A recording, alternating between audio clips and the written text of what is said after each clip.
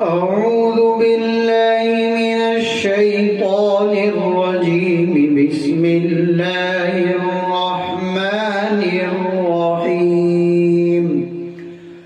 تبت يدا